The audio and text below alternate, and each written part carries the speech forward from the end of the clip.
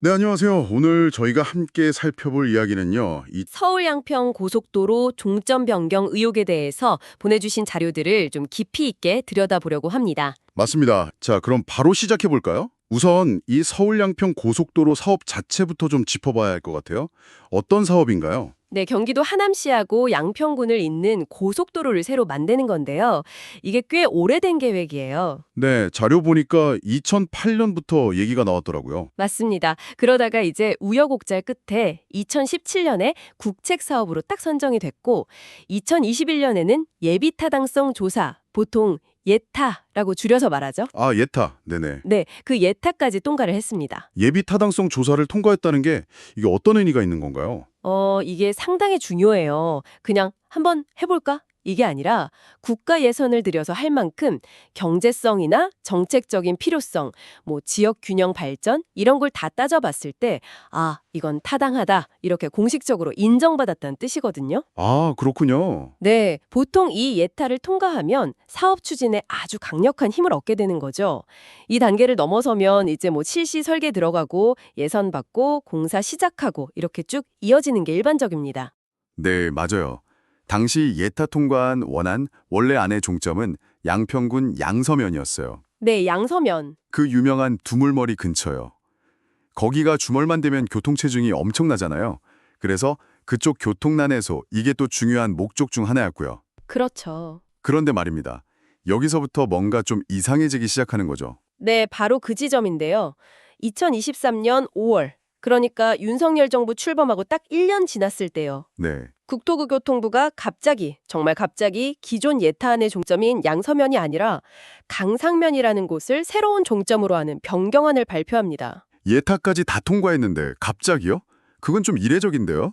네, 이렇게 갑자기 바뀌는 경우는 흔치 않거든요. 근데 이게 단순히 그냥 종점 위치만 살짝 옮기는 그런 문제가 아니었다면서요? 맞습니다. 자료를 보면요. 이 강상면으로 노선을 바꾸게 되면 고속도로 전체 길이가 기존 26.8km에서 29km로 한 2.2km 정도 늘어나요. 더 길어지네요. 네. 그리고 총 사업비도 원래 한 1조 7,700억 원 정도였는데 이게 1조 8,700억 원 가까이로 거의 1,000억 원이 더 늘어나는 거죠. 1,000억 원이나요? 시간도 더 걸리고 돈도 더 들고. 그렇죠. 근데 문제는 그뿐만이 아니에요. 이 변경안대로 가게 되면 원래 목표했던 그 양서면 일대 교통분산 효과는 오히려 줄어든다는 거예요. 아, 정말요? 도대체 왜 이런 변경안을 국토부가 내놓았을까? 이런 의문이 당연히 나올 수밖에 없는 거죠. 네. 그렇다면 국토부는 왜 이렇게 좀 비효율적으로 보이는 안을 밀어붙이려고 했을까요? 여기서부터가 이제 이 논란의 핵심으로 들어가는 것 같습니다. 네, 보내주신 자료들이 하나같이 주목하는 지점이 있어요. 바로 그 변경된 종점 예정지, 강상면 근처에 있는 김건희 일가 소유의 땅입니다. 아, 그 얘기군요. 그러니까 IC 예정지에서 불과 한 500m 정도 거리에 김여사 일가 땅이 있다는 거예요. 임야랑 창고용지 이런 건데 다 합치면 약 3만 4천 제곱미터, 평수로는 10,000평이 넘는 꽤 큰 규모죠. 만평이요. 그게 알려지면서 이제 파장이 커진 거군요. 그렇죠. 바로 여기서부터 이거 권력형 특혜 비리 아니냐 이런 의혹이 아주 강하게 제기되기 시작한 겁니다. 하필이면 대통령 부인 일가 땅 근처로 노선이 바뀌니까요. 네. 국책 사업이라는 아주 중대한 결정이 왜 하필 그쪽으로 갔을까? 이건 특정 개인의 이익을 위해서 국가 정책이 움직인 거 아니냐? 이런 의심이 막 불거진 거죠. 만약에 그 변경한 대로 고속도로 IC가 진짜 들어서면 김 여사 일가 땅값이 엄청 오를 거라는 전망도 있었고요. 예상되는 보상액만 해도 한 34억 원 정도 될 거다. 이런 추정치까지 자료에 나와 있더라고요. 이야, 이 의혹이 이제 언론을 통해서 막 알려지니까 여론이 정말 들끓었겠는데요. 네, 굉장히 시끄러웠죠. 그런데 이런 상황에서 당시 주무부처 장관이었던 원희룡 국토부 장관의 대응이 오히려 논란에 불을 지폈어요. 아, 그 유명한 네, 2023년 7월 6일에 원 전 장관이 갑자기 기자회견을 열어서요. 김건희 여사 땅이 거기 있다는 걸 내가 조금이라도 알았거나 노선 결정 과정에 내 지시나 관여가 있었다면 장관직뿐 아니라 정치 생명을 걸겠다. 이렇게 아주 세게 나왔죠. 네, 저도 기억나요. 그러면서 돌연 이 사업을 전면 백지화하겠다고 선언을 해버립니다. 백지화요? 그냥 없던 일로 하겠다. 네, 의혹 제기 자체를 민주당의 날파리 선동 이렇게 규정하면서요. 뭔가 해명을 하거나 문제를 풀려고 하기보다는 아예 그냥 사업 자체를 없애버리겠다 이렇게 나온 거죠. 아니, 국책 사업을 장관 말 한마디로 그냥 백지화한다고요? 그게 가능한가요? 그러니까요. 그 발상 자체가 너무 충격적이었고 이게 또 다른 엄청난 비판을 불러왔습니다. 당연하죠. 결국 국토부가 며칠 뒤인 7월 10일에 백지화는 아니고 잠정 중단이다 이렇게 한 발 물러서긴 했어요. 아, 말을 좀 바꿨군요. 네. 근데 사실상 말만 바꾼 거지 보내주신 자료들이 지적하듯이 그 이후로 거의 2년 가까이 사업은 그냥 멈춰 있는 상태입니다. 올스톱이죠. 결국 정치적인 논란 때문에 중요한 SOC 사업 하나가 그냥 표류하고 있는 거네요. 네, 안타까운 상황이죠. 그래서 이제 핵심 질문은 이겁니다. 도대체 누가, 왜, 어떤 과정을 통해서 이 종점 변경을 추진하려고 했는가? 네, 그게 가장 궁금하죠. 자료들은 이게 그냥 실무자들이 알아서 검토한 게 아닐 가능성이 높다고 보고 있어요. 특히 주목하는 시점이 있는데요.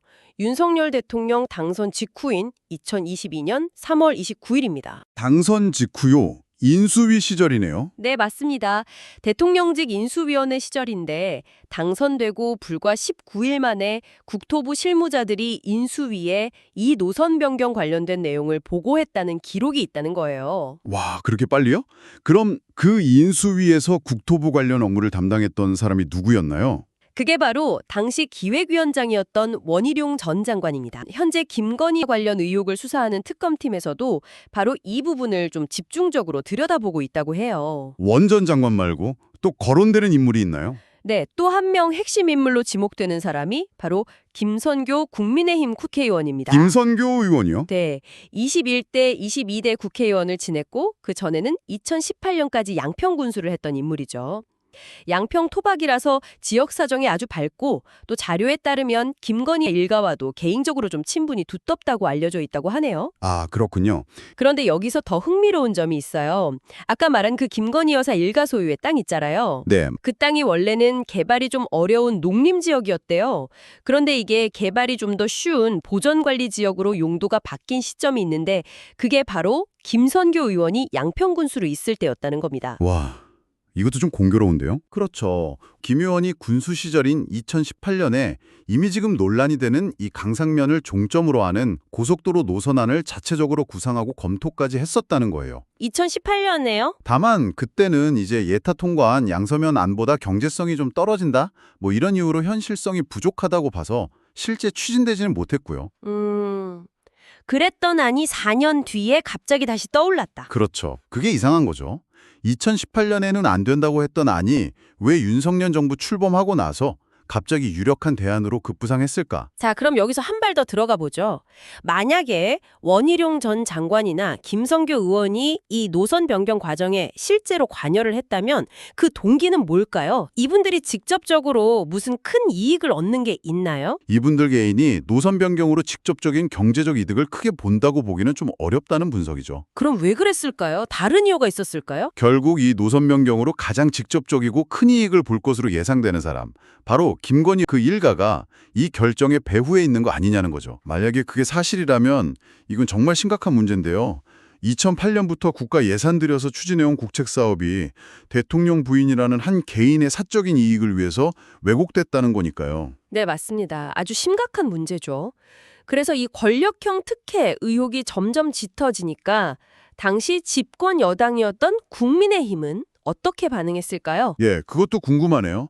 여당은 어떤 입장이었나요? 야당의 정치 공세다, 근거 없는 가짜 뉴스다 이렇게 딱 규정을 하고 김건희 보호하는 데 굉장히 집중했던 것 같아요. 2023년 7월 7일에 윤재옥 당시 원내대표가 기자들 앞에서 중요한 국책 사업이 정치적인 선동이나 가짜 뉴스로 중단됐다. 이러면서 문제 제기 자체를 깎아내렸고요. 네. 같은 날 박대출 당시 정책의회 의장도 라디오 인터뷰에서 대통령 부인을 걸고 넘어지는 건 정치적, 정략적 목적이다. 이러면서 오히려 의혹을 제기한 민주당 탓을 하는 듯한 발언을 했죠. 딱 봐도 당 차원에서 방어막을 치고 있다는 느낌이 강했습니다. 당 차원의 대응이 거기서 끝나지 않았다는 내용도 있던데요. 아, 네. 그 양평군의 회의 얘긴데요. 당시 양평군의 회에는 국민의힘 소속 의원들이 다수였거든요. 네. 민주당 소속 군의원 두 분이 계셨어요. 최영보, 여현정 의원. 네. 근데 이 두 분을 2023년 7월에 품위 유지 위반 뭐 이런 이유를 들어서 제명을 시켜버립니다. 제명이요? 의원직을 박탈해버린 거예요. 네, 초유의 사태였죠. 당시 국민의힘이 이 문제에 대해서 얼마나 예민하게 반응했고 또 의혹 제기를 어떻게든 막으려고 했는지를 아주 잘 보여주는 사례라고 자료들은 평가하고 있습니다. 네, 그렇습니다. 단순히 대통령 부인을 감싸는 수준을 넘어서 당 차원에서 조직적으로 진실 규명을 방해하고 사실을 은폐하려고 한 거 아니냐. 그리고 그 결과로 국가적으로 중요한 국책 사업이 멈춰서는 상황까지 만들었다. 이렇게 강하게 비판하고 있습니다. 심지어 자료에서는 이걸 국정농단이라는 표현까지 써가면서 비판하던데요. 네, 맞아요. 상당히 강한 표현이죠.